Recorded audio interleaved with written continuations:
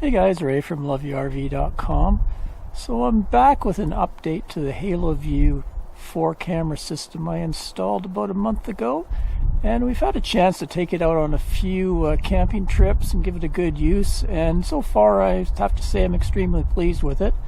That's the rear camera mount there that takes the place. This is the ones that take the place of the marker lights, and they use the power off the marker lights, so very easy install. I'll link back to the original where I went through the total install, but I just had a few updates for you, and I'll show you some of the footage I got on the road, and we'll talk a bit about some of the flaws that at first I thought it had but have been solved. There's the rear marker. Just go to the side marker here. We'll talk about where I spotted a hole that water could get in on the lens here. At the top here there was a hole, and a lot of people said it's because I mounted this, with the antenna pointed up as normal. I mounted it pointing down, but there actually is holes on both sides. And I talked to Haloview, and they said they use the holes if someone wants to run external wiring or something. But he was glad I pointed it out, and did advise that you could seal up the hole. And see, I just put some silicone rubber squirted in that, and after that, no problem getting no moisture in there. He does say that this board is all waterproof and stuff, and they haven't had any issues. This model's been out for a year, and they haven't had any issues or reports of anything. But I thought I'd mention that.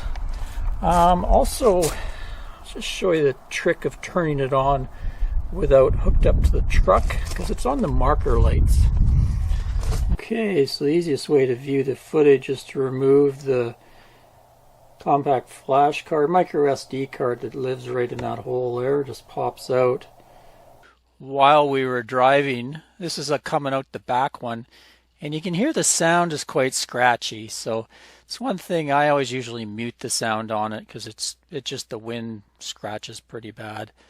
Anyway, that's going down a street, and this is just recording one camera. I just have the rear view set up.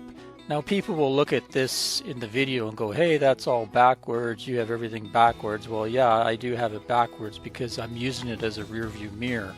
So you would think when you look in your rear view mirror, everything is going to be backwards. So that's why it has an odd look when you're watching the video. I'm just giving you the heads up because a lot of people always comment, hey, were you driving on the wrong side of the road? Are you in England or something? No, this is just the way a rear view mirror looks.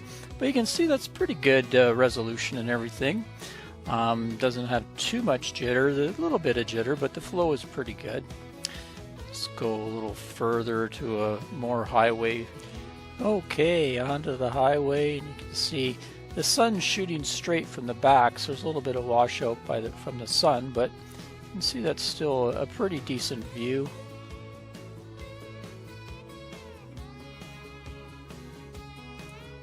Try a different one here.